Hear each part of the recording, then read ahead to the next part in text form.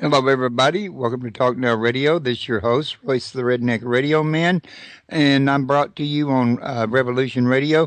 Both of these are listener supported, so y'all remember that your donations or your ad or clicking on ads on the side or whatever you do, that all goes to keeping us censorship free, keeping us on the air, and helping us grow.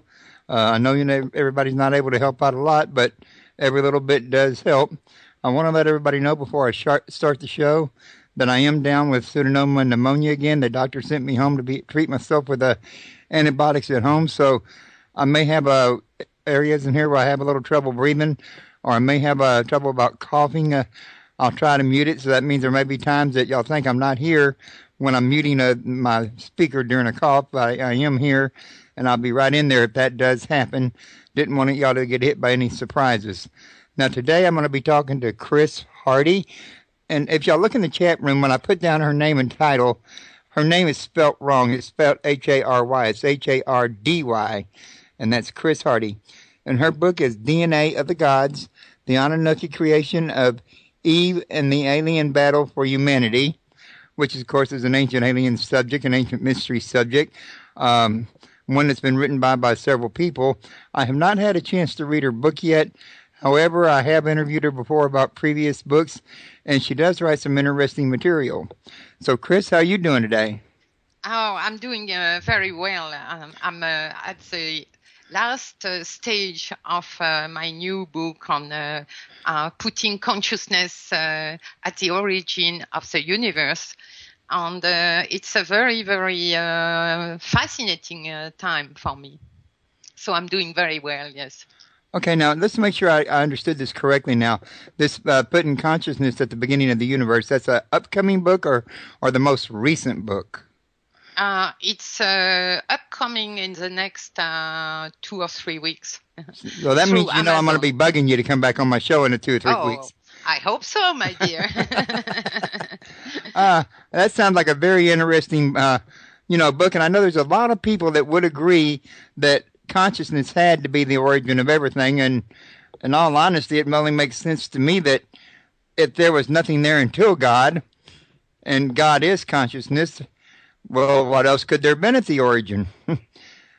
Yes, well, if we want to make just a little introduction with that, let's say that we scientists and cosmologists now know absolutely for sure that before even the Big Bang, which is the inflation phase, and before this tiny first quantum, and the size of at the time the universe was the size of the first quantum.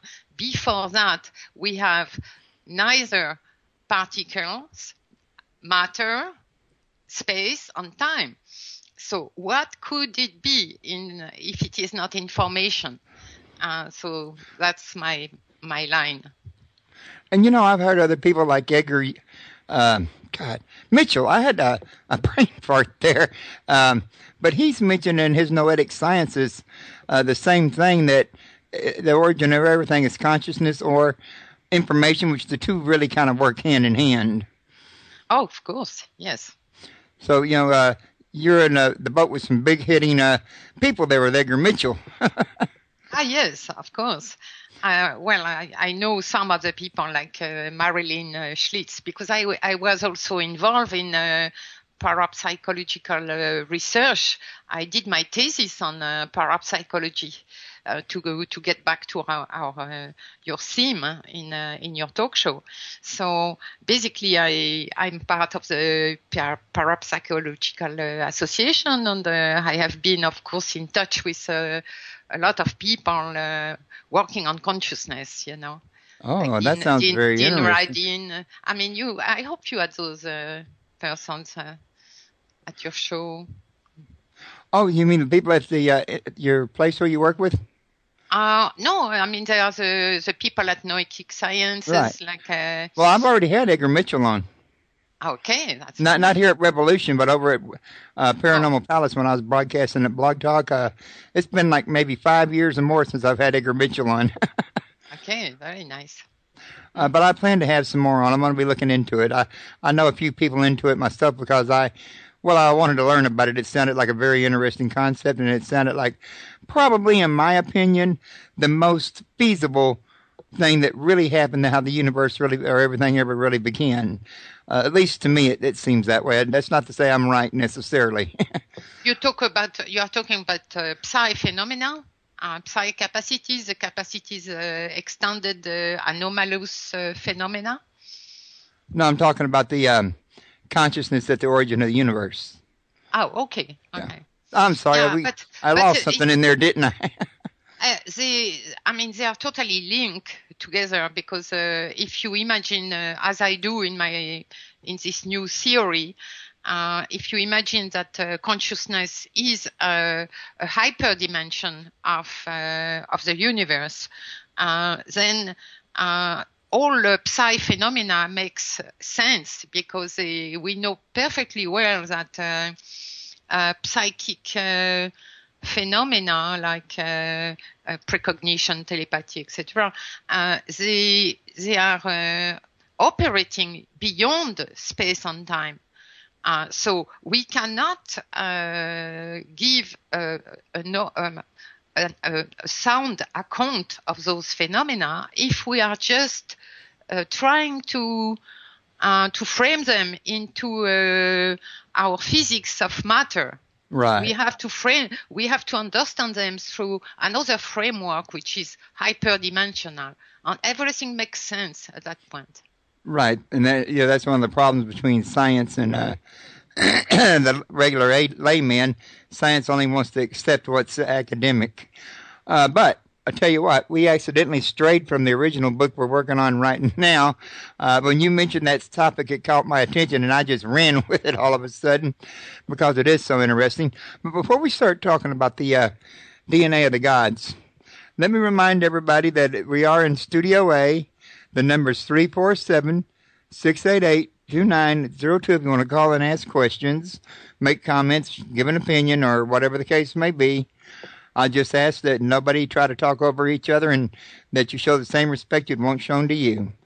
Now, Chris, I want to know if you have a website you can give these people.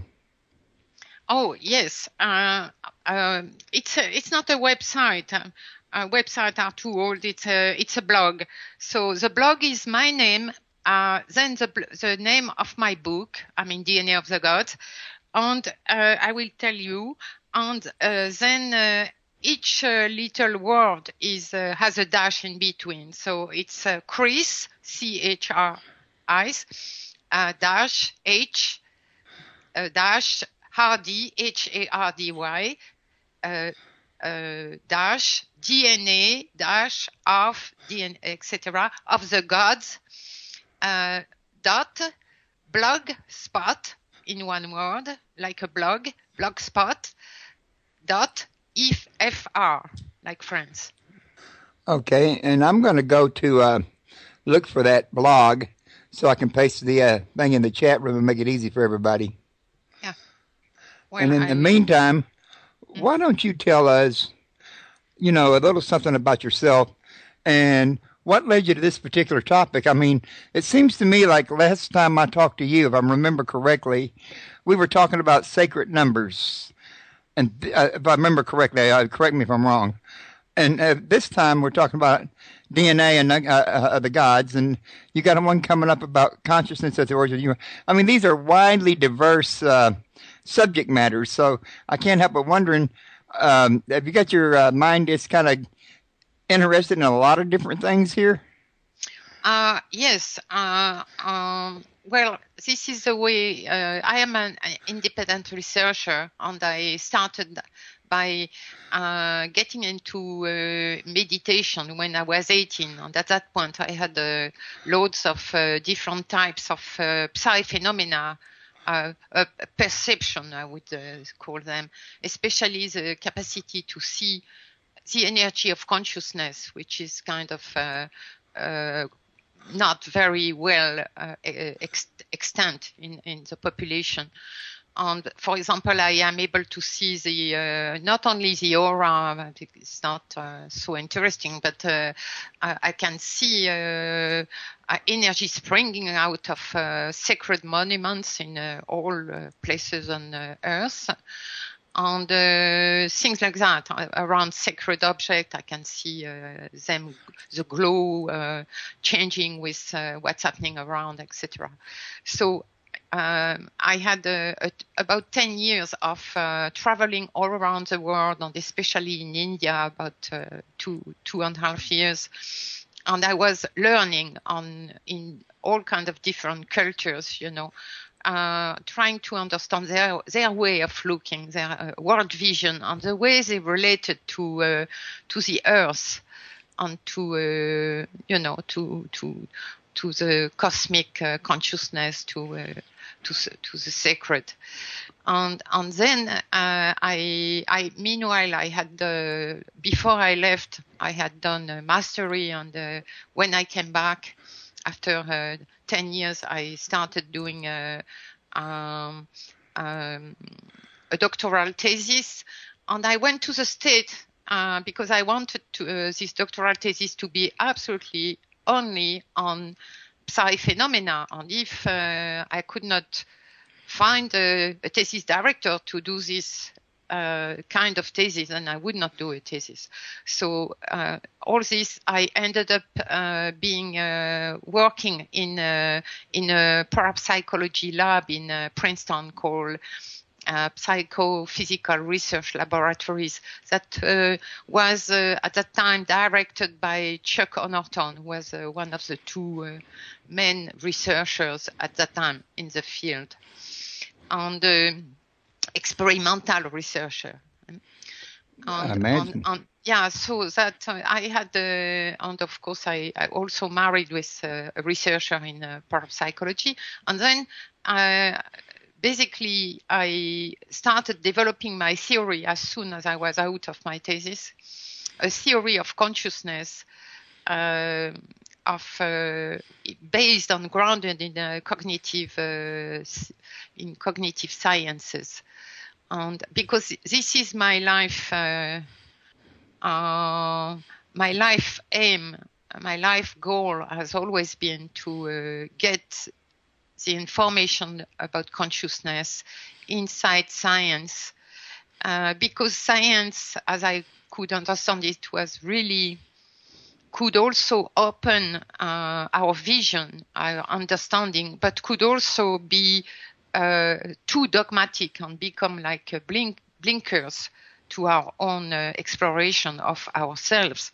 And me, I was, of course, following a totally personal, individual path of exploration of my own consciousness and of my own capacities. And all the time I was trying to push them and trying to understand the processes, the dynamics that were, what was the nature of reality that could allow something like having an effect on biological matter, like biopic,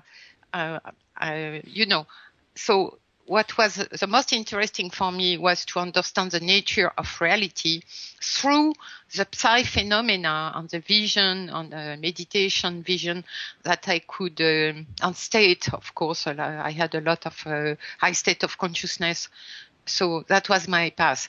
So on this path, of course, anything that suddenly is catching my attention in a very deep way, because it has to do with the nature of reality, because it opens another type of a window, let's say, on this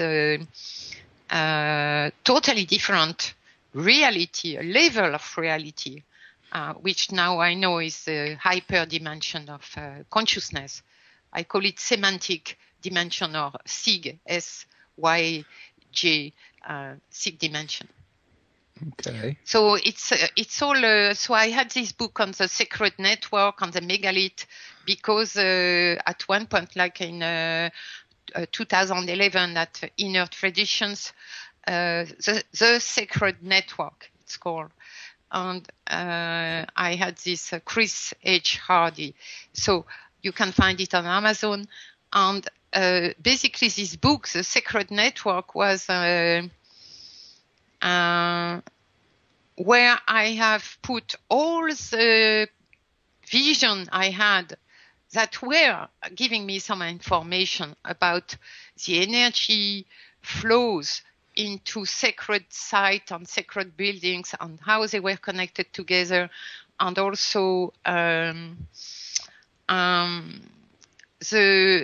ley lines, but more than the ley lines, the way it had been already explained by Watkins, and something more than that. It was like through the vision I had of the energy flowing in those enormous kind of streams of energy, you know, from above the earth and then going down. So that was a whole book on trying to understand everything. I put together everything I had understood on this subject. So it's just like, and then when I got into reading Sitchin, it was not so many years ago, but suddenly I was so caught by the immense import of the Sumerian tablets, the information that were in the Sumerian tablets. Yeah, there was so much information that Zachariah Sitchin himself had enough material there to write about 8 whole entire books on that one topic. Yeah, I'm not going to compete because I have some other things to do. However, what was very important for me and what drove me to write this book is that, and there will be a sequel, I guess next year, is that it was revealing falsities and distortion of the past, as our history as a human species on Earth, that had been described very clearly in the tablets, in the Sumerian and Akkadian and Babylonian, etc. tablets that were the oldest we have uncovered, for example, in Nineveh, from the ground, of course, buried in the ground, deep enough so that they could not be tampered and found. And what we discover is a history of the human race that is dating. I mean, the oldest tablets we have uncovered so far. We will certainly uncover other ones if we don't have too many destruction. But hopefully we have a very large underground cache. I know that Michael Tellinger had a book out a year or two ago where he had actually found what he thinks is Enki's abyss. You probably read about it in Sitchin's work. The city that belonged to Enki. And he said this place is at least 250,000 years old. Well, you know, the tablet, and what I was talking, the date I was giving, which the oldest tablets are 3,500 years BCE. It's only what is written on the tablets, but those tablets so old. The scribe is writing, okay, this tablet, I'm writing again a book that has been handed down on clay tablets, of course, from Sumerian clay tablets, and I'm repeating this text, rewriting this text, and of course they were very, very. When I say rewriting, I take off the word. I write again this text, but they would they were so respectful of those texts that they would put them like word by word, sign by sign, because they are kind of hieroglyphic signs in Sumerian. Right. Yeah, well, what I meant was, I'm thinking so they're written like the Bible. In other words, they're distributed now, but they were written for who knows how much longer in time back. That's it. Kind of like history. In fact, I was preparing for this talk show of ours, and of course getting my head out of cosmology and getting back into the DNA of the gods. And I was just had a flash, about this very weird name. Suddenly, because I'm so used to it, the Hermes emerald tablets. It's called emerald table. It's the same one as the emerald tablets of Thoth? I believe that originally, because we have in the tablets, we know that some of the tablets, especially each of the gods of these Anunnaki family, each one of them, they were, of course, extremely, they were immortals, near immortals. And each one of them had their own temples and scribes, and each one of them also was writing their own books. You have poems by Inanna, who became at one point the head of all the gods, who was a granddaughter of Anu, the king of heaven, on the planet Nibiru. And we have lost Enki's tablet, Enki's book, and that's why Sitchin was, from what he understood, he wrote what he thought would have been Enki's book, giving the history of the whole human race and how they genetically engineer us, and that engineering was happening 300,000 years ago. And they say in the tablets very clearly that they decided to engineer a primitive worker, because it's right, we have two world vision. We have the world vision of Enki, who was the one with his sister Ninmah, and she was a genetic engineer.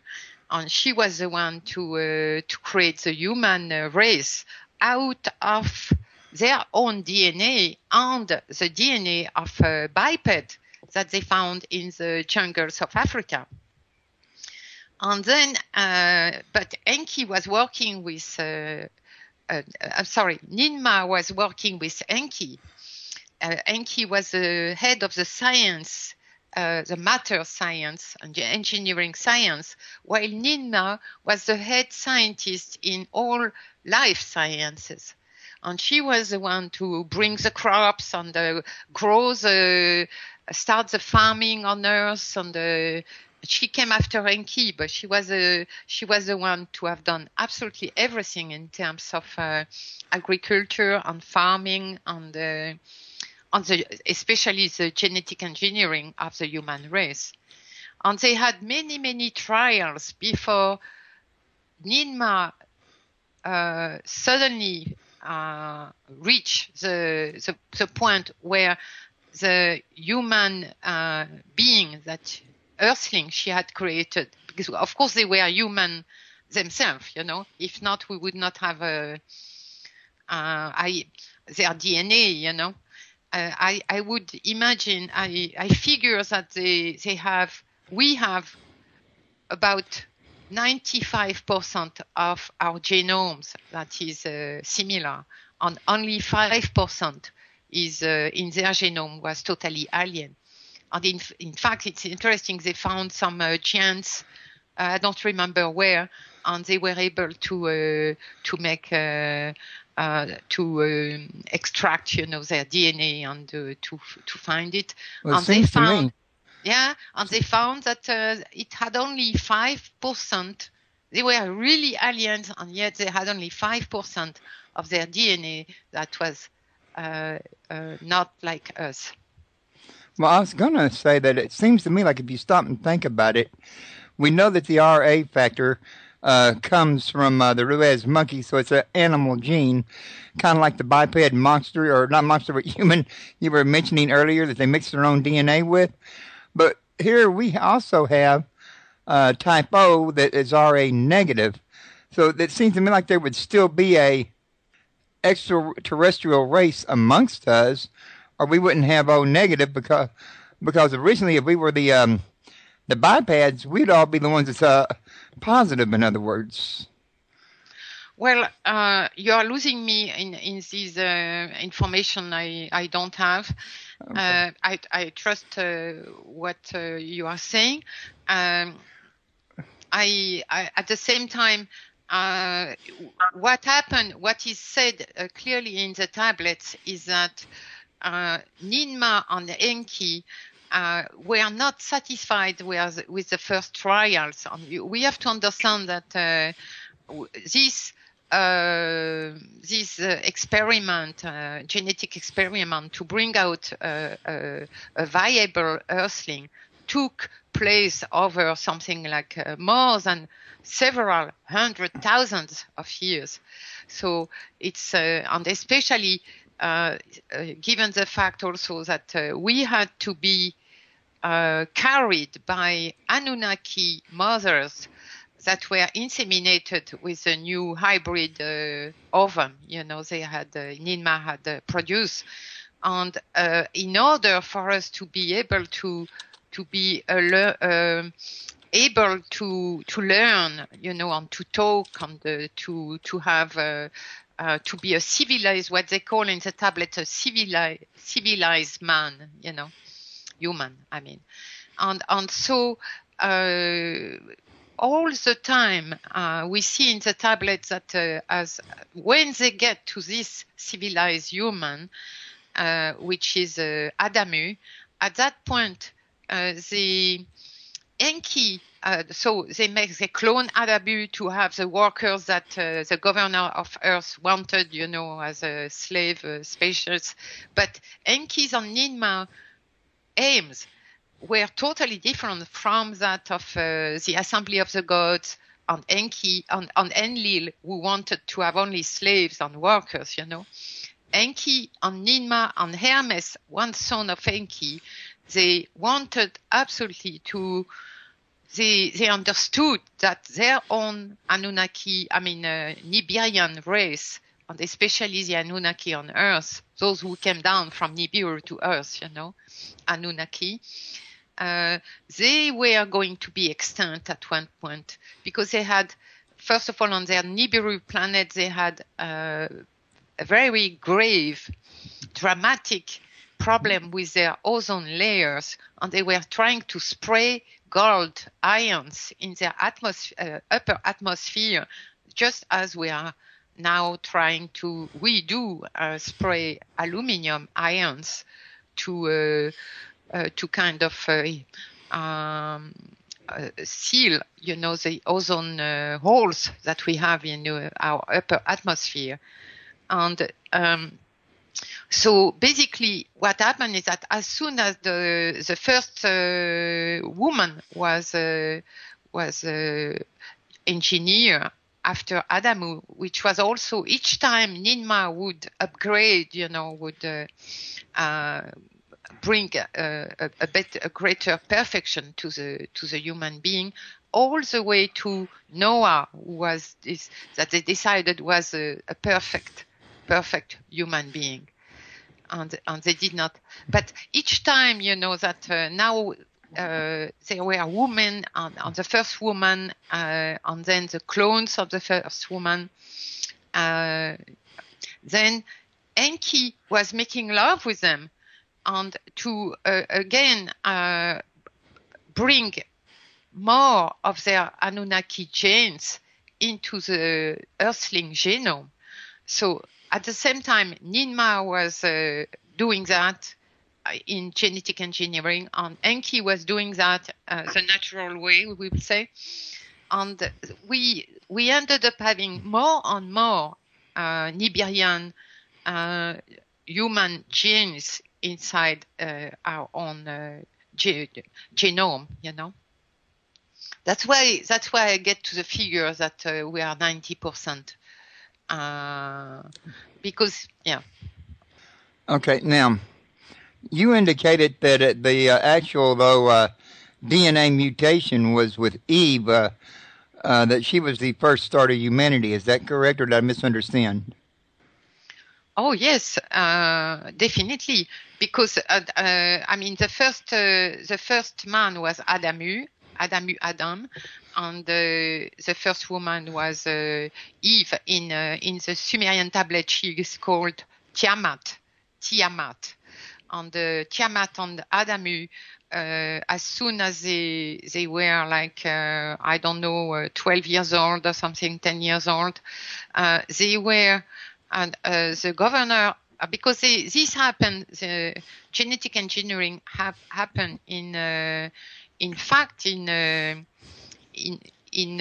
Zimbabwe, in Eastern Africa, and this is where we have found the genetic ancestor of the whole human race. In the Rift Valley, through the research on the mitochondrial DNA. Right, that makes a lot of sense. That Eve had the mitochondrial and man does not. That it was perhaps she was the first one to get the upgrade. Well, let's say that each time Ninmah was bringing out a new ovum, she had upgraded it. So the same way that Eve, Tiamat, was an upgrade of the first egg that from which Adamu came. Then we have another upgrade that is done. That's what I was telling. As soon as they were like 12 years old, suddenly the commander of Earth, who had given his okay at the Assembly of the God to create a workers race, he wanted to see the great marvels.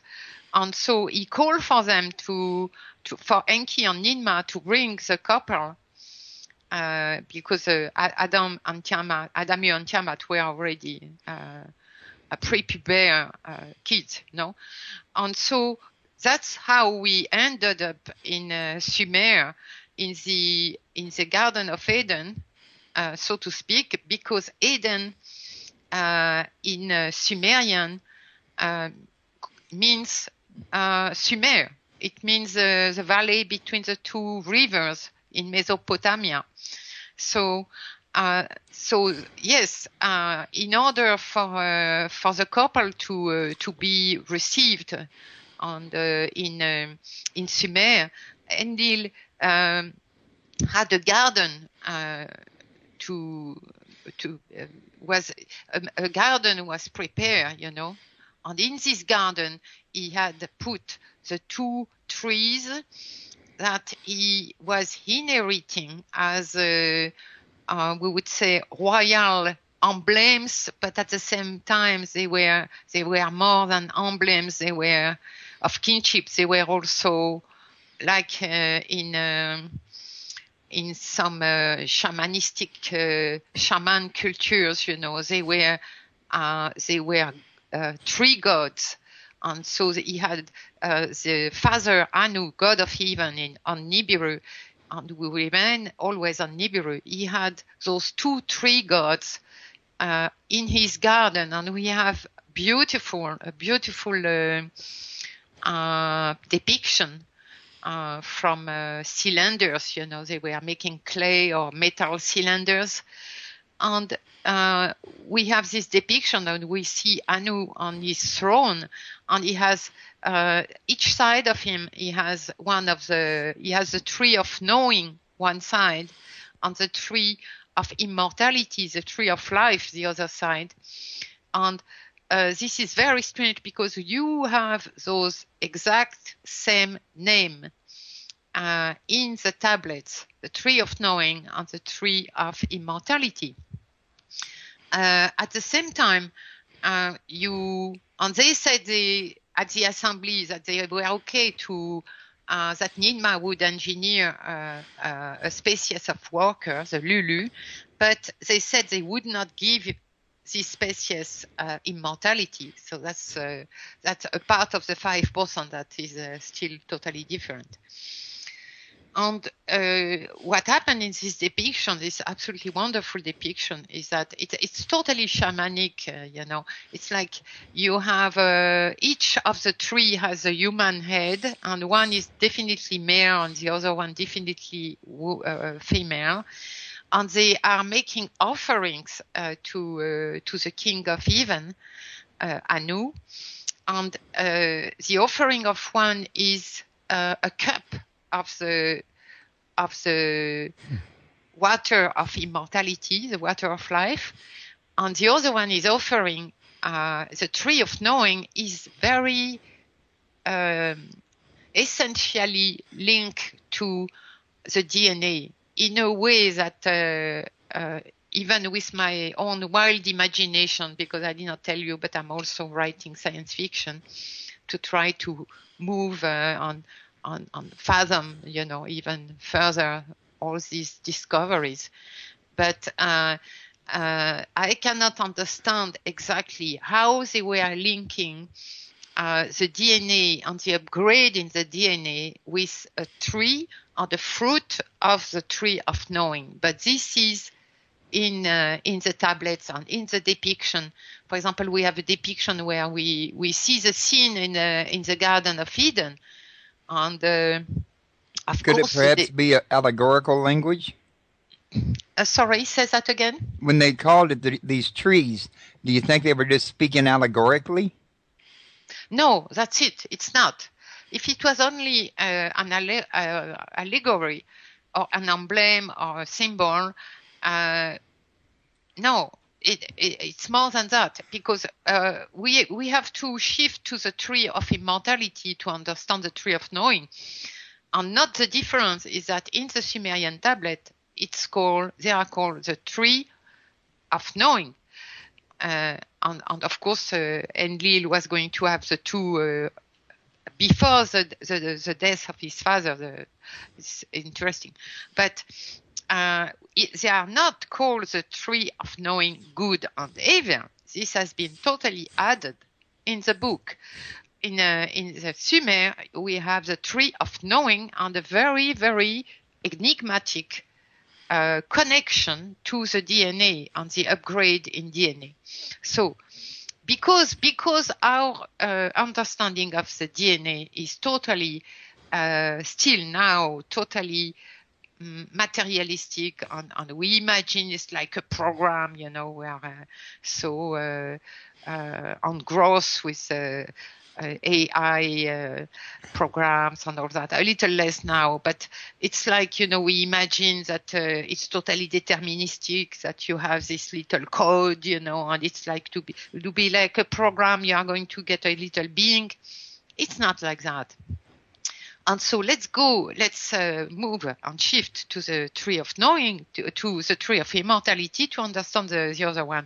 And the tree of immortality is a tree, as I said, that was in Anu's garden on the planet Nibiru. That was a nomad planet that at one point was caught into our gravitational field of our sun, our solar system. And then it was attracted by our sun, and then it started to be caught into an elliptical orbit, and became one of a very, very long, elongated ellipse, as an orbit, and was coming only every 2,500 years near our sun and near Earth. And this is so the tree of immortality. They had this tree on Nibiru, and they were eating the fruit of the tree of immortality to keep their immortality.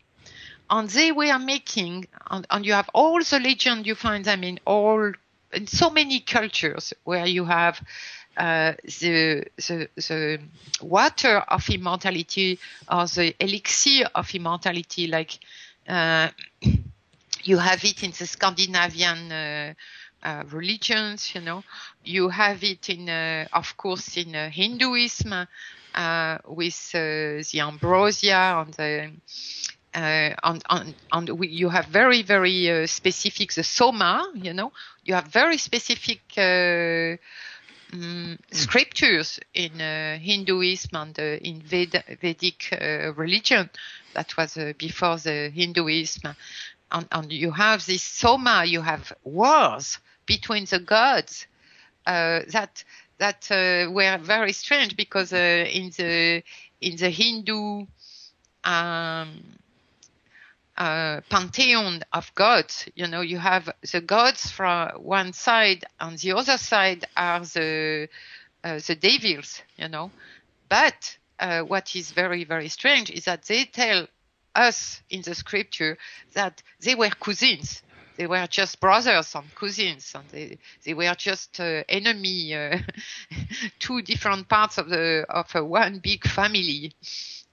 So they together, the myth in Hinduism shows that you need at the same time the gods, the devas, and you need the devils, I mean the asuras, to each one produce the whole complexity of our universe. So it's very, very interesting. But so basically, the Anunnaki on Earth were. That's why they brought Ninmah, the head scientist in life science. But they were three children of Anu, the two brothers, the two enemy brothers, Enlil, the commander of Earth, and Enki, who started the Hermetic with this tradition of knowledge, you know, giving knowledge to humanity.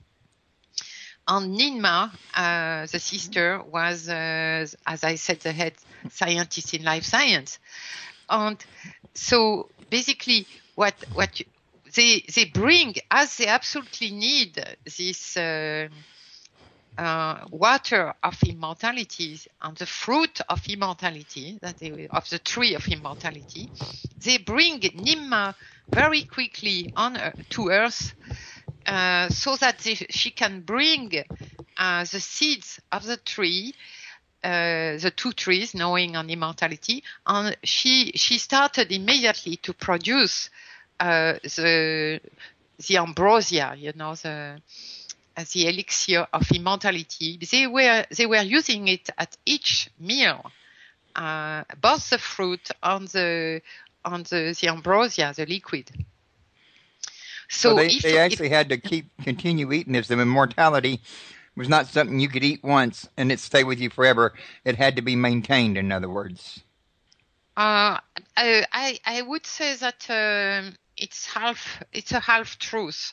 It's certainly they had an immense time span, which was totally changed by Earth's condition, and that's why they bring Ninmah also, because she's the head medical scientist, and she has to deal with the fact that they have a totally different circadian rhythm, you know, on Earth, and she has to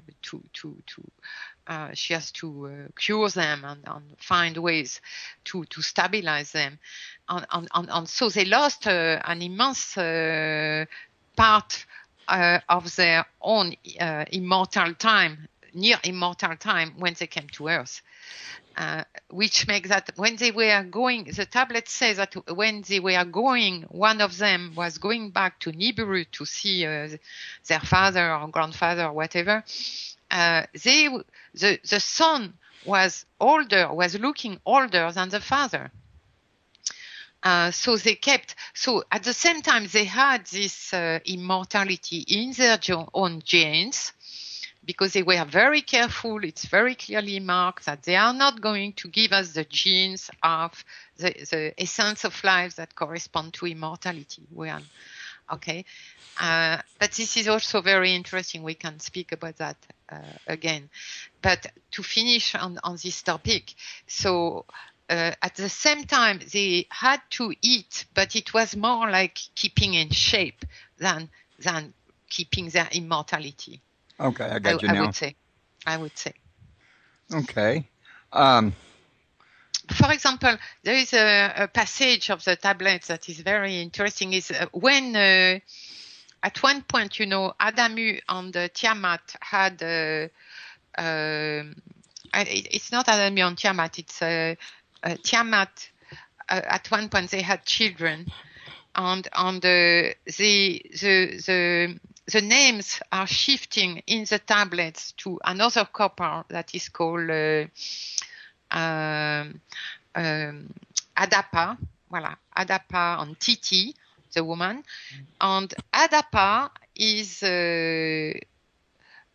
living so old that we don't know when he was born, but Adapa and Titi are the ones to have as children the first children of Adam and Eve that we have in the Bible, like Cain and Abel. And they are called, in the tablet, they are called Abel and Cain. And so this is very, very interesting that in the tablet it seems like, it's not 100% sure that, but it seems like we have two different couples.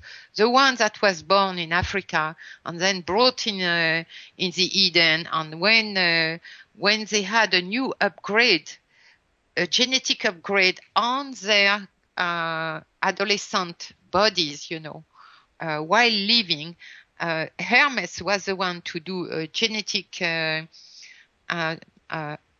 upgrade taking the DNA from Enki and Ninmah in this Garden of Eden that was very near, in the vicinity of Enki's town, city, Eridu. So basically there is another upgrade in the Garden of Eden, where this is exactly what is the great crisis that is happening in this garden, and that is going to upset the commander of Earth so much that he will throw them out of this garden. And then, as it is said in the book of Enoch, Adam and Eve went back to the land of creation. So the land of creation was not, and the book of Enoch also is showing that Adam was brought to the Garden of Eden ahead of Eve. And then they were going back to the land of creation. So basically what happened is that when the commander of Earth got so angry, at that point, both Adam and Eve and their parents, I mean, the one who had raised them at their homes, taking them on their laps, as we have some depiction and all that, with a very nice little Adamu with a ponytail, being held on the laps of certainly Enki's wife, who was not Ninmah. Ninmah was the sister lover also. Like in Egypt, we have a lot of these couples. Right. And so they went back basically with the Enki and Ninmah in their domains in Africa. That's it. Well, you said something a minute ago that kind of got my attention because I'm trying to figure out how it worked.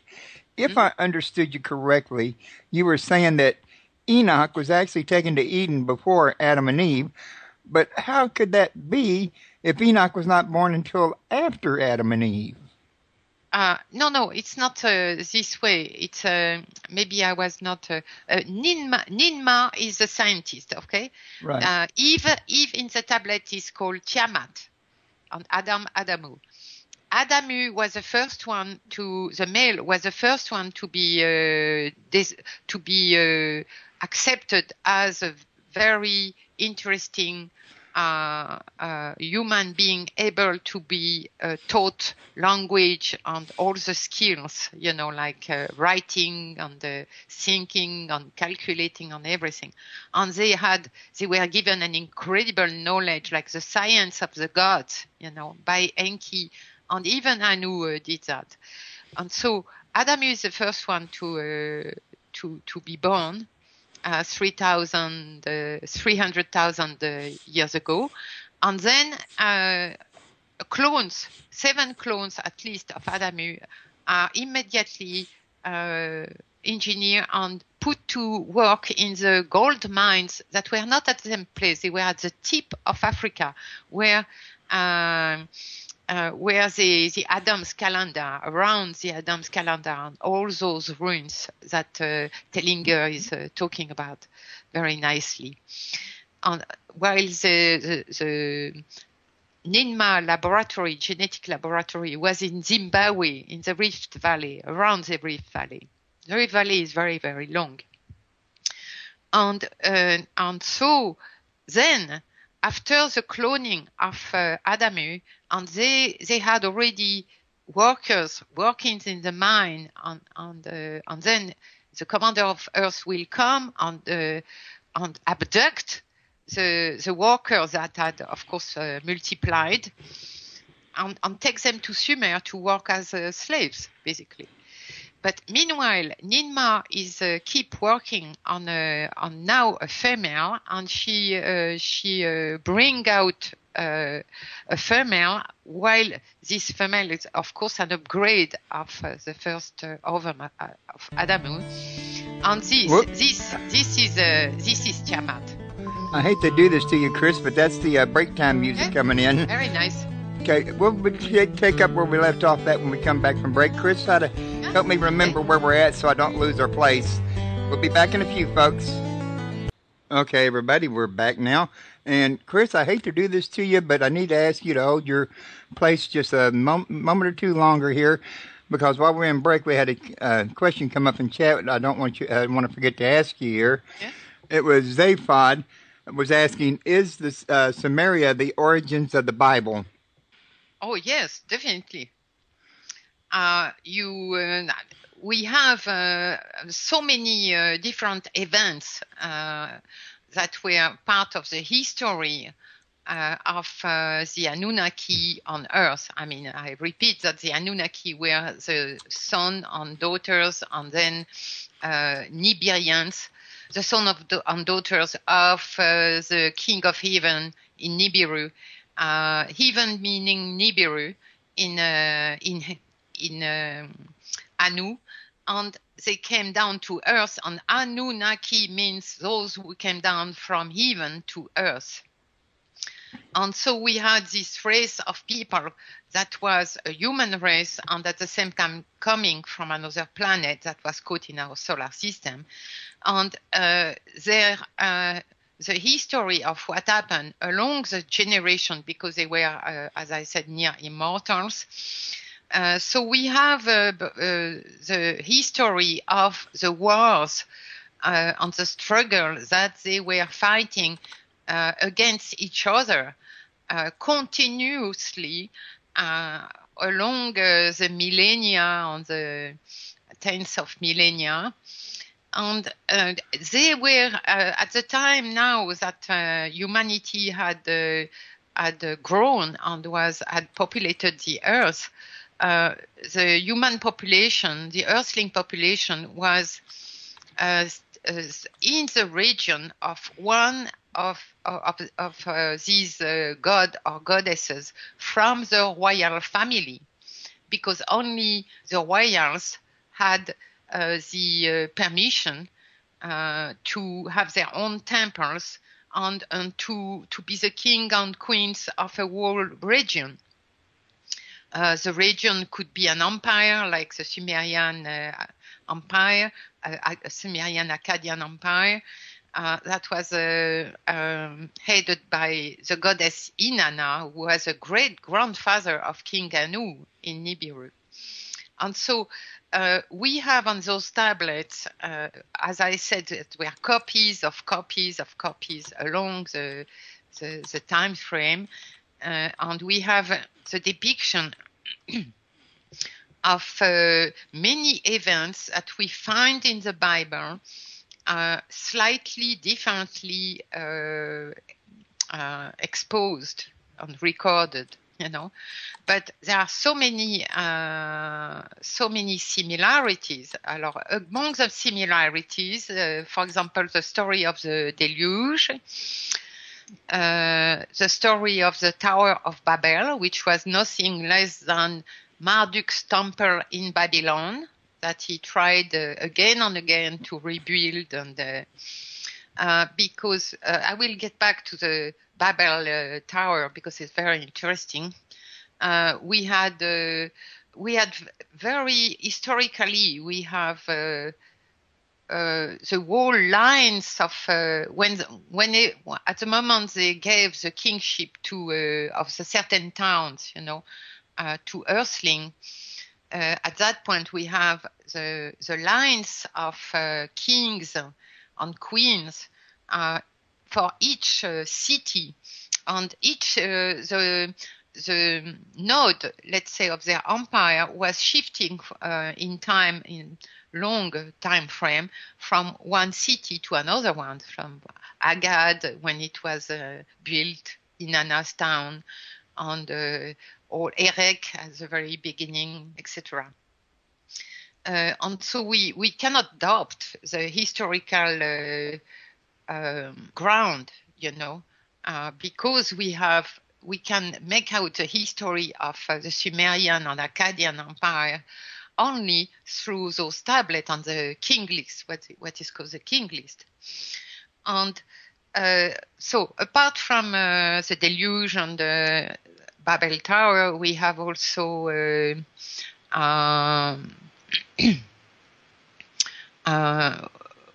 we have, of course, the Garden of Eden, and we have this incredible depiction showing Eve, who has done for herself, Tiamat then, who has done for herself a makeshift dress, as we have in our tradition. However, on the tablet, Enki is represented. We see the snake symbol, so it's not a snake exactly on the Sumerian depiction. It's one of the Anunnaki. We see the Anunnaki headdress, royal headdress, and he has been put in tethers. His hand and feet has been put in tethers by Enlil, and we see Enlil the other side of this. It was a cylinder, but you roll them on soft clay, and then you have a whole depiction. And on the right side, we see Enlil, the commander of Earth, who has gone into a terrible anger, And so Eve is very at the center stage, and she has a tree of knowing behind her. And not only she has made a makeshift dress, but she has also made a makeshift table with a very, very beautifully made grid, with bunches of trees and so the Sumerian depiction shows Eve becoming more intelligent, after this upgrade, which so angered Enlil that he put his brother in tethers. Of course, they cannot do anything unless the assembly of the gods and a specific legal court will give their own acceptation of it. And so Enki, of course, is not going to stay in prison. He's the older brother of the commander of Earth. So, of course, it was just an instant, problem that he had. But what is interesting is that we see also Adamu on the side, and he's the one to himself be willing to grab the fruit of the tree of knowing. And this is very interesting because Eve, Tiamat, is looking toward Enki with a very astonished eye. How is it that my father has been put in tatters by his brother? And on the side, you have Adamu realizing that the tree of knowing is going to give him knowledge, and is himself trying to grab the fruit. So this is very interesting. Now, the Tower of Babel is also extremely interesting. It's Marduk, at one point in time, one of the royals would become the head of the chief of all the gods. And it would move because their emblems were also in the constellations. Enki was the one to give to Earth, of course, because it was not the same as Nibiru's map. And so he was the one to divide the sky into 12 constellations and to calculate the elliptic.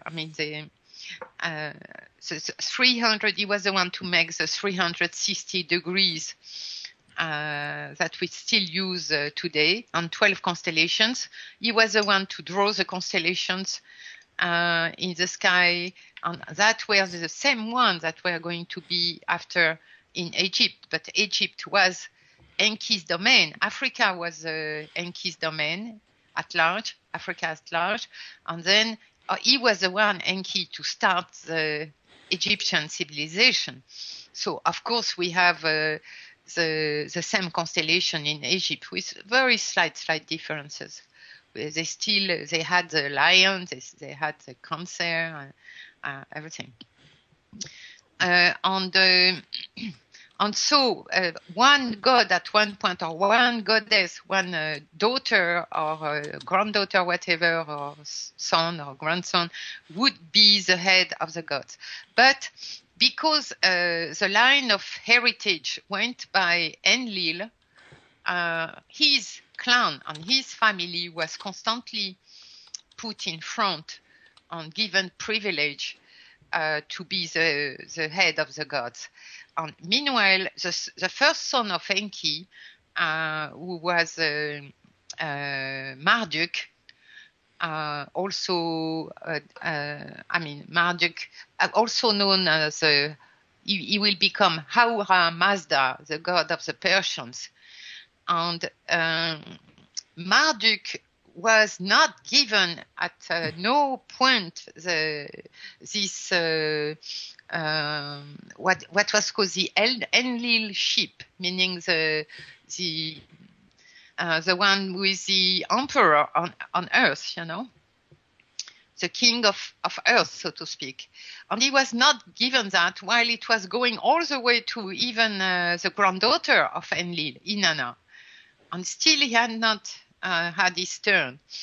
And so even if he was of a generation earlier, And so basically at one point, at last, Marduk's time is coming to be the chief of the gods of the whole family. And he had, during this time that he was waiting and he was not given, he was always the one to be fought, in the wars. He was always the enemy of the Enlil clan. And that's why he has his temper, and he was a magnificent engineer. So this is very strange because he was, yes, he was the one to do the whole irrigation engineering, in the wall of Sumer, and that's how they got water. And nevertheless, Enlil and Ninurta, his chief of his army, one of his sons, chief of his armies, were constantly trying to bring down his temple in Babylon. He was the one in Babylon. I mean, the magnificent temples, the ruins we have in the ancient Babylon are Marduk temple. Are you okay? Do you hear me well? Yeah, I can hear you just fine. I do apologize. I had my cell phone on the table. I forgot to turn it off before the show, and the VA hospital keeps calling me. I just turned it off, so I do apologize. A minute ago when it first time rang, I opened it up, and I thought that would shut it up, but it didn't. Okay. So the Tower of Babel is at one point, Marduk has again rebuilt his temple in Babylon, called Babili, and he's trying totally. I mean, Marduk. You have to understand that Marduk was got in love madly with the daughter of a high priest in Sumer. And the high priests were not of the royal families. They were not 100% Nibirian, and they were hybrids. They were having one parent being a god or a goddess, Anunnaki, and the other parent being Earthling. And so they were hybrids. And it's very sad to realize that the commander of Earth wanted to keep their Anunnaki genome perfectly pure, and he was against any kind of mixing and intermarriage between Anunnaki and Earthling, which was absolutely strange. And because, for example, the Igigi that were the Nephilim of the Bible, the Igigi were the astronaut. Igigi in Sumerian means the one that turn, orbit, and see and observe. So they were on a space station orbiting Earth, and they were neither allowed to have a dwelling on Earth when they were coming, for the great feast, etc. And they were not also allowed to marry. Why? Because they had very, very few women compared to the men that came to work at the beginning before they created the Earthling species. The Anunnaki were the ones to work like crazy in the gold mines in the tip of Africa, in order to get the gold that they were bringing back on Nibiru, that they were engineering this gold in ions to spray in their atmosphere, as I said earlier. So it was absolutely crazy. And then at one point, of course, the Igigi, the astronauts, revolt in the gold mine, and that's how the Assembly of the God is going to vote for the creation of human beings that are going to be working in the gold mines and working for them, serving them, which is the origin of the word worship in Sumerian and in Akkadian and Hebrew. It was meaning to serve, to give some work, to work for the Lord of the temple, where in the city where you were born, and so the Enlil is totally against any intermarriage. And here is Marduk, the son of the firstborn of King Anu, who gets madly in love with the daughter of this high priest. And so he asked his parents to marry her, and of course Enki and Ninti, the wife of Enki, give their accord. They're okay for him to marry this woman. But Enlil, when he put forth, when he wanted the whole of the Earthling race to perish in the deluge, it was because they had a lot of intermarriage, and an enormous portion of the population of Earth, which was not 100% Nibirian, they were mixed beings. Hybrid between Anunnaki genome and the Earthling genome, which was already itself hybrid. And and when he asked the gods not to give the Earthling the information that there is going to be a deluge and everything is going to be destroyed because of an astronomical catastrophe that happened at the passage of Nibiru, then he will not allow even Marduk and all the Igigi who have revolted and then took Earthling wife, he will not allow them to take their wife, neither their wives nor their children, the hybrid children, to save them. He will want them to die so that they can get back to a pure Anunnaki Nibirian bloodline. So this is very heavy. So here is Marduk. He has rebuilt his temple, and it does not please the Enlil clan. Because they don't want him to get too much power, especially since he's as great an engineer as his father, who had done Enki had done the whole irrigation of Egypt. He had raised the land, he was Ptah. He was called Ptah in Egypt. And Marduk was Ra. And so basically, Enlil gives the order that the temple is going to be erased. But the real reason, apart from the fact that Marduk was his wife was a hybrid, is the fact that he had envisioned a new type of community, of a kind of we would say a democratic community between Earthling and his own royal family.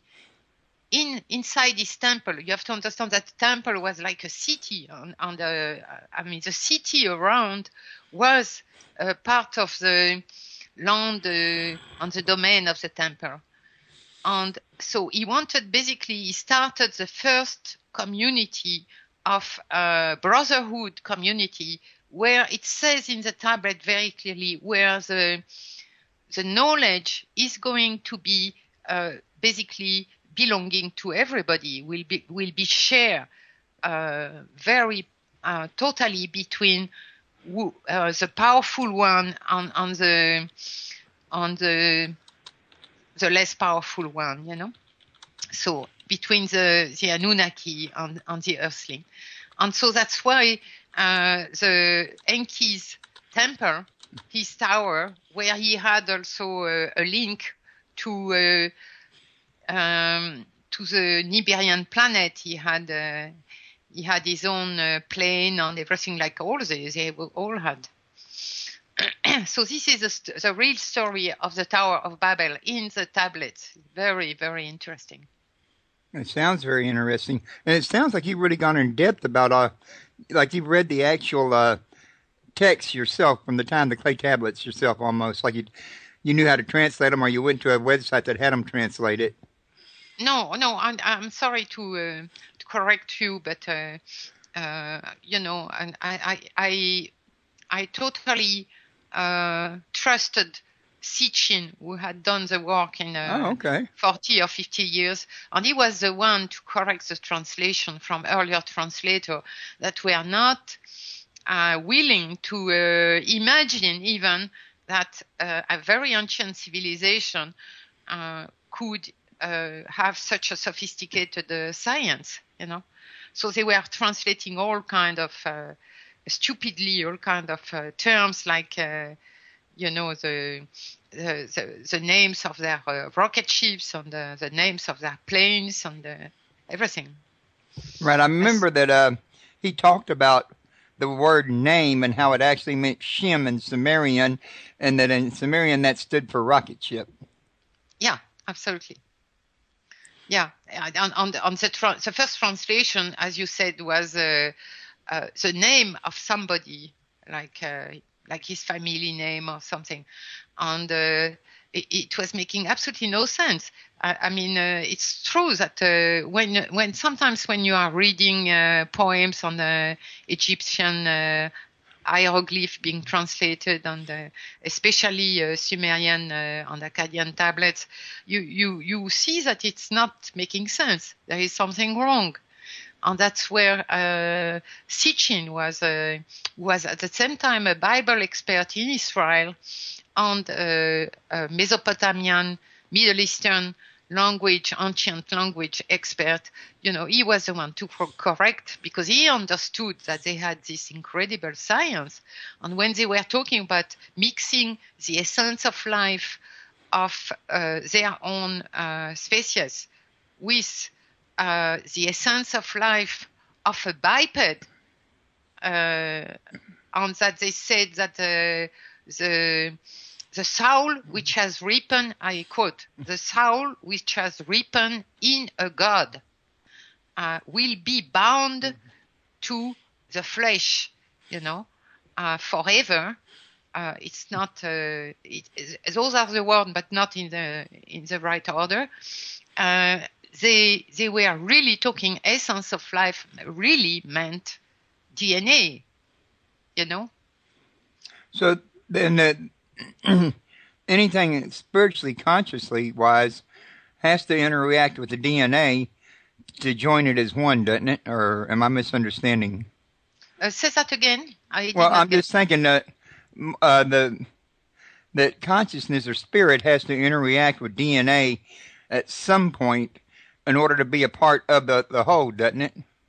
Yes, but that's the enigmatic part, and this is something I'm still researching. We get back to our earlier discussion about what is the link between the tree of knowing in the Sumerian tablets, which has nothing to do with good and evil. It's not a moral term. It's a very, very pragmatic kind of definition.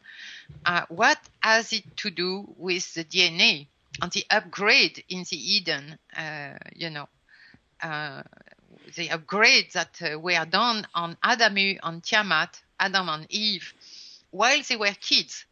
And after that, Tiamat was suddenly able to create her own table and etc., to dress herself.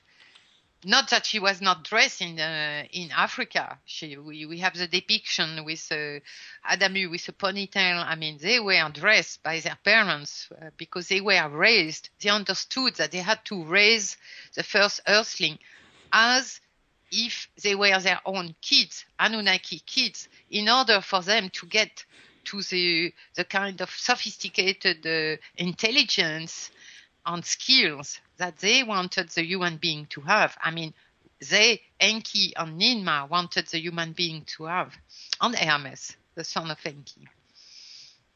Okay. Now, I want to mention that earlier somebody did call in, and I answered it, but they got disconnected. Whoever you are, if you're still listening, would you please call back in? Anyway, back to where we were at. I wanted to also ask you, because this is way back in the interview, you said this, but I didn't want to interrupt you at the time. But you were talking about the tree of life being an actual physical tree. In the Epics of Gilgamesh, I think it is, we do find a story that talks about Gilgamesh actually went to the homes of Upasnad, or however you pronounce his name, and actually got him a branch of this tree. But the serpent got it away from him, right? No, what happened is that, so this is very interesting because it's like King Gilgamesh. I'm sorry, I don't exactly remember right now, but he's living something like 1 millennia or 2 millennia BCE, or maybe less, maybe earlier than that, maybe 8th century BCE or something. I'm sorry, I don't remember. But whatever, he's still going on a quest at one point because he wants to find the food of immortality, the fruit on the ambroisie. And so he gets on a quest, and of course he is with another. He's a very, very special person he has a lot of Anunnaki blood inside himself, being a hybrid, but with a very high Anunnaki percentage in his DNA, because he has definite Anunnaki traits of character. And so he's trying to claim his right as because of his lineage to get the food of immortality and to become immortal. So he gets on its quest. And the strangest of all things is that he's actually meeting Adapa. Adapa, who was the second generation after Adamu and Titi, and who were in the tablets the parents of Cain and Abel, as if the book, had kind of put together two couples into one, Adam and Eve. And so, if as we know that the birth of Adamu was something like 300,000 years ago, can you imagine the son of Adamu and Tiamat meeting a king that was living like 1 or 2 millennia before Christ? It's absolutely unbelievable. But we have those. One became immortal because he was taken to a few human beings. I mean, earthlings, earthborn human beings. A few of them were taken to live with the gods, And one of them was. And they are all they have their names in the tablets, and one of them was Enoch, of course. And Enoch was went to live with the god, and he was also their scribe at one point, and he wrote a number of books for them, 365, I believe. And Enoch was, let me remember, the grandfather of Noah. And something happened again with the generation of Noah. As I said earlier, Enki would take any opportunity to have intercourse with the earthling woman, so that they upgrade again and again the earthling genomes. And so, of course, he has they were the line of patriarch in the book, and so they were also, the lines are also very well described. The generation after Adapa and Titi are very well described in the Sumerian tablets. Noah was the 10th patriarch in the town, because each one of them, they had their own city, temple in Sumer also, even if their domains were in Africa. So Ninmah had her domain also in Sumer, and she was the first one in her city to give the kingship to this very bloodline coming from Adamu and Tiamat. And so the grandfather, Enoch, the grandfather of Noah, Enki in the tablets. At one point, what happened is that when Noah is born, the tablets recount that Enki wanted to make a child, to have a child with the queen of Shuruppak, the town of Ninmah. And they took the king away on a big project so that he could have all his time with the queen. And at one point, the king is coming back, and the queen is giving birth to a child which is looking so much like an Anunnaki that the father is getting very, very. And you have this also in the Bible. It is explained that the father is find it so strange that the baby looks so much like the gods that he is going to see his father. The father is going to see his father Enoch in the domains of the god and ask him, what happened? Why do this baby looks like a god? And the grandfather Enoch says he will have a very great role to play on earth, and just let it be. Trust what's happening. And that's how so Noah was considered by the creator gods, Ninmah and Enki and Hermes. He was considered the perfection of the earthling race. So you see how so many similarities between the Genesis text, right, on the Sumerian tablets, that we cannot 1 second put into question the fact that they are stemming the scripture part that was written with all probability during the captivity, in Babylon. I mean, this so something like 5th century BC, 6th century BC. So we cannot put into question that the text that we have now was issued from earlier Sumerian text. It's really kind of hard to tell for sure. Okay, now also, earlier on in the show, I told you about that question for Zaphod. Right after you answered him, he typed again. I think he was looking for make sure he had clarification or he understood it right. He said in the chat room, so does that mean that we were given the Bible from aliens? Well, I mean, now that I am fully into cosmology, I would say that we have to stop thinking like Earth Center in a Earth Center way, I mean, we are the aliens of the next door civilization in our local group.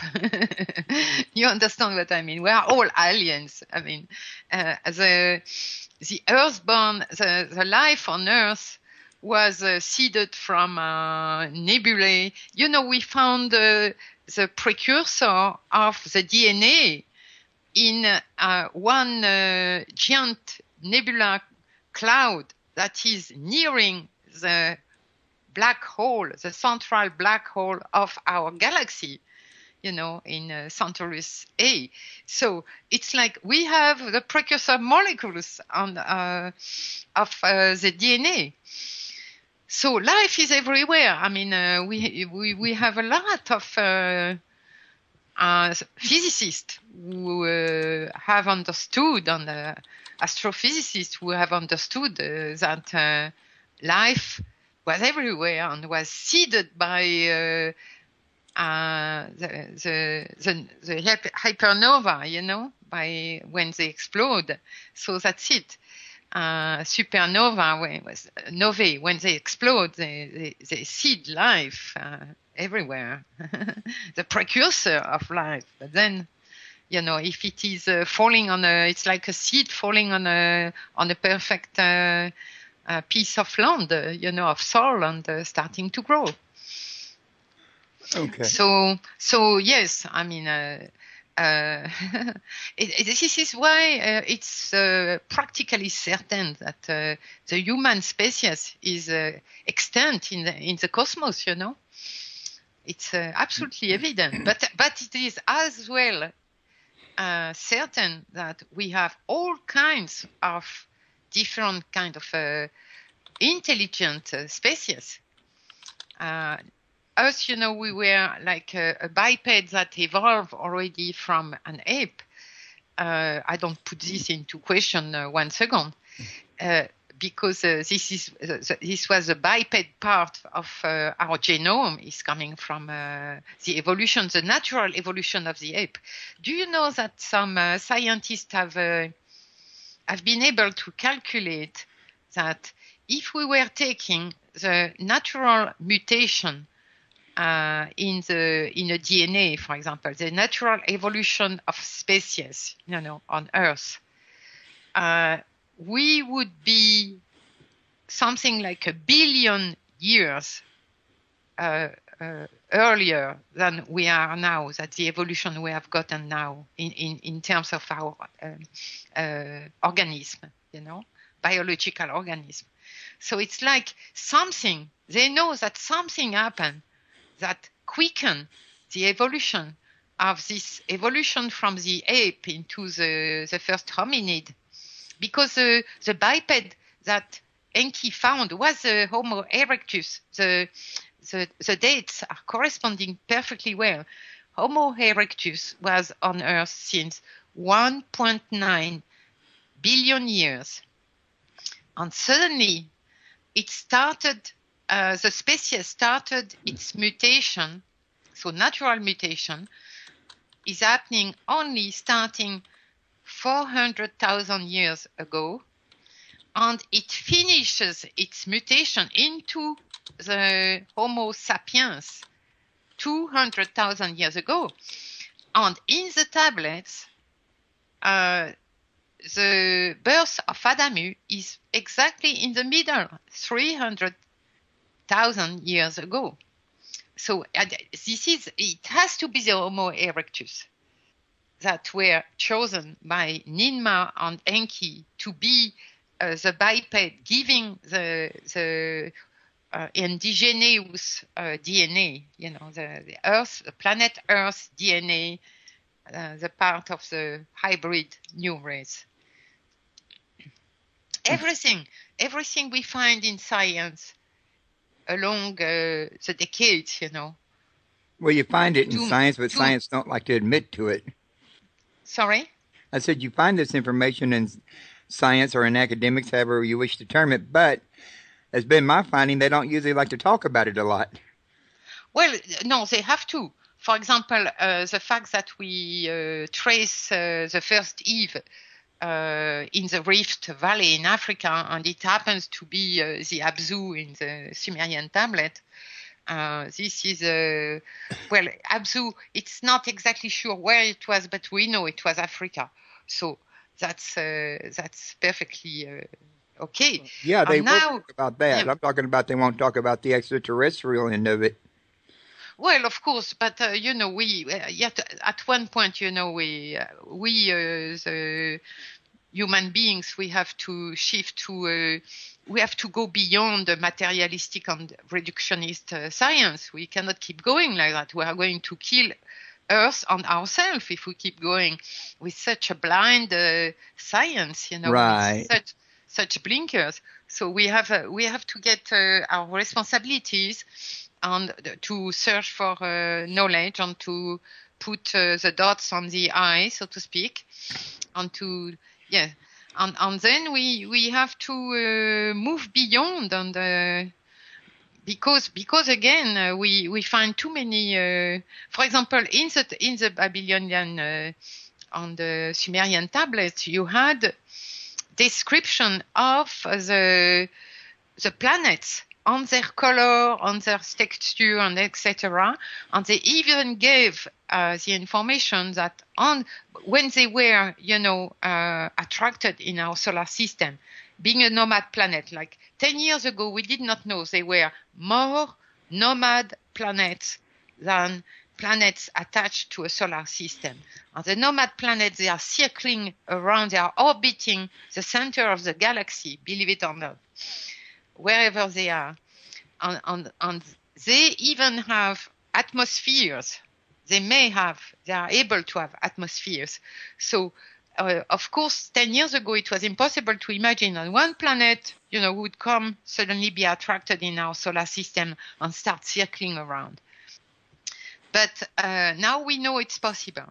And then when we started having, those probes starting to take photos of the far away planets for the first time, Sitchin found out that the description matched perfectly what he was talking about since I don't know how many dozens of years, about how the Sumerian tablets were describing the planet, the color and everything. What they had said that in their first crossing through the planetary our planetary system, what they had said is that they stop on Mars to take some water, believe it or not. And what do we have now as the latest information? Not even a year old, a few months old, we have discovered, John Brandenburg was the one to first discover and detect that there had been what they call a fossil ocean. There was an ocean on Mars. 200,000, between 200,000 and 400,000 years ago. Billion years ago. Yeah, I've read about that or heard about that somewhere, and it's very well possible that that was during the time the Anunnaki had a space base there. What did you say? Oh, I'm sorry. I must have spoke a little too fast. I apologize. But yeah, I heard about what you were talking about, that ocean on Mars. And I'm thinking that I've also read that from Sitchin, I believe, if I'm not mistaken, that the Anunnaki at one point had a base on Mars, and the whole Mars station was manned by Alua. Yes. And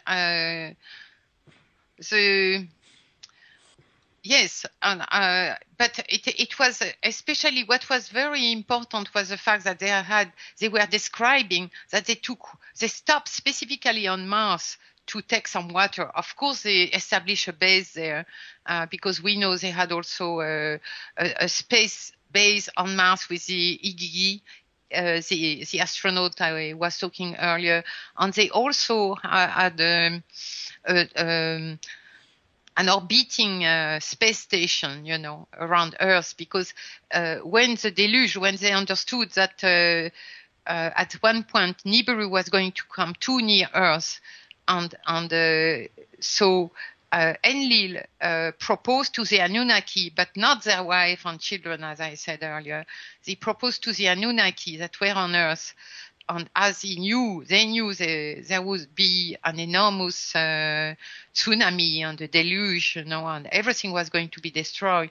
So he proposed to them that they could choose either to return on Nibiru or to orbit around Earth in their space station on their own rocket ships and everything until the deluge is as the water has receded, And we have in the Sumerian tablet we have Noah, Ziusudra meeting the commander of Earth and Enki, and they have a fight against the two brothers between them, And they are meeting on Mount Ararat, as in the book. And also we have the fact that Enlil is absolutely furious because he wanted the whole of the Earthling species to be erased by the deluge. And he starts being very upset when he sees Ziusudra arriving on his submarines. And it was Enki who gave the information to Ziusudra, his son. As I said earlier, it was his blood son. And it was also his disciple, he was giving him, teaching him all kinds of sciences. So we have this also yes. Okay. Now, I was going to mention to you that we've got probably 5, 6, 7, 8 minutes left in the show. This is a point I usually like to get my guests to cover anything that they haven't had a chance to cover that I didn't think to ask. However, before doing that, I would like to remind everybody out there that my personal email address is redneckradioman@comcast.net. If you've got any guest suggestions, topic suggestions, comments, complaints, or whatever the case may be, feel free to email me and we'll see where it goes with it. Now, Chris, you might also want to give out any contact information you'd like anybody to have. And, is there anything you'd like to cover we haven't got to cover this far? Well, first of all, let me correct the mistake I said earlier about Mars. I mean, the paleo, what they call the paleo ocean that has been discovered on Mars. Of course, the planet Mars is like the solar system, is like 4.4 or 4.5 billion years. So the paleo ocean is dated for now, in between, let's say, around 200 million years and 400 million years ago, okay? And at that time, Mars was like Earth, they say. They have discovered, all kind of, in the mud, they have calcified mud, and they have all those marks of water. Okay, that's it. And so, yes, my information about my books. Okay, DNA of the Gods, Chris H. Hardy. You will find it everywhere, in comprising at my publisher's website, Inner Traditions. And I'm certainly going to do a second, with certainty, I'm going to do a second volume with them next year. It's already half written, so it's. And so my blog, as I said earlier, is with dashes between. You have it? You have written it? I pasted it into the okay. chat room, okay. But it's you found it. You found it? Yeah, it's let's see about. Oh, I had it. Oh, yeah, here it is. Chris, open it up. It's H. Hardy. Chris hyphen H hyphen Hardy hyphen DNA hyphen hyphen the hyphen gods .blogspot.com. And let me paste that back in the chat room again one more time. Oh, I'm in the wrong chat room here. Really? My apologies. Well, I hear you at least. Here we go. Now, if we are in a sub-chat room, then I cannot know. Oh, no, I'm in Revolution Radio's chat room. Okay. But while you were talking a minute ago, I opened up Skype, which is also a form of chat room, and told my wife that the show was going to be over soon. And she said, okay. So I was flipping both of them back and forth, multitasking. Okay. So at any rate, was there something else you'd like to add to that real quick? No. No, Okay. I don't see. I'm going to come to the State soon, and I'm going to present my new book on cosmology at physics, space physics conference. So that's going to be nice, and I may do one or two radio or TV at that point. But I will put this on my website. You have to excuse me, folks, that my website has not been updated lately, but I will soon, because I had it's like you, Royce. I have been through a very, very difficult time at the same time that I was working like mad on this book to finish it. Well, I know how I can sure throw you behind. It sure threw me behind. Now, also I want to remind everybody again about, feel free to send me that email. And that's not just if you have a guest or know a guest, but if you want to be a guest yourself, I'm interested in hearing what you have to say. This show will be posted over the next couple of days to YouTube. And the channel I'm posting it to over there is Talk Now Radio on Revolution Radio. And if y'all want a link to that, just let me know and I'll be happy to give it to you.